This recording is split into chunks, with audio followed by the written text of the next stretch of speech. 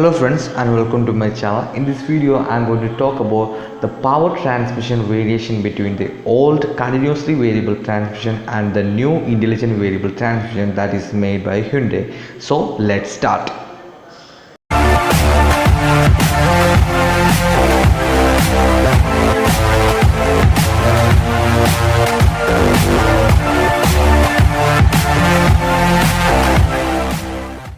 I have already made a video about the technical variation in the intelligent variable transmission compared to the normal CVT.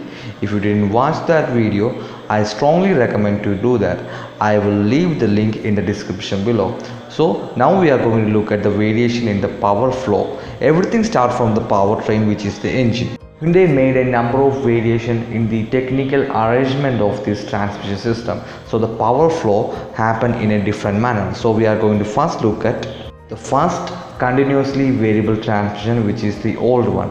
So the engine, which is the powertrain which will produce the mechanical energy to propel the vehicle. The power from the engine will be transferred to the transmission system through the fluid that is circulating inside the torque converter system. In the old continuously variable transmission, after the torque converter there will be a gear reduction system, which is the first gear reduction.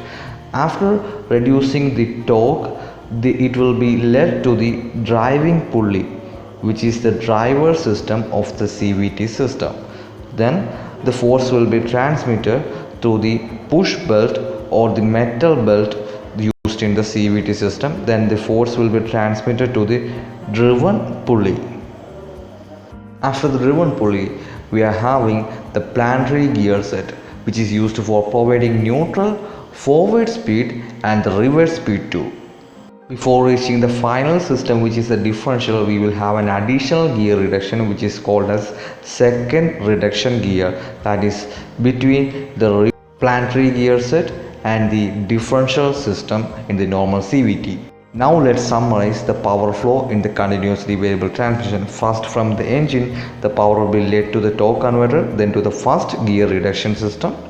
Then it will lead to the driver pulley, then through the push belt it will transfer to the driven pulley. Then we have the planetary gear, second gear reduction, and after the final gear reduction through the differential unit in the transaxle.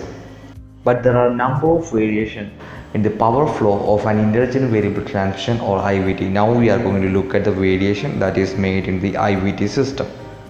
In this arrangement, the power from the engine, as normally it will lead to the torque converter, then it will directly lead to the planetary gear set, which was the third last part of the continuously variable transmission system.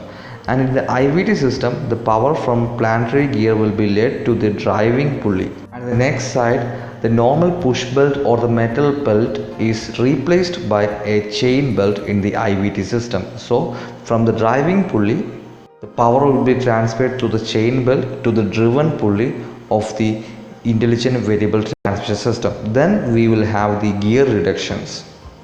The first and second gear reduction is done in series in intelligent variable transmission. After these two reductions, it will lead to the differential gear unit.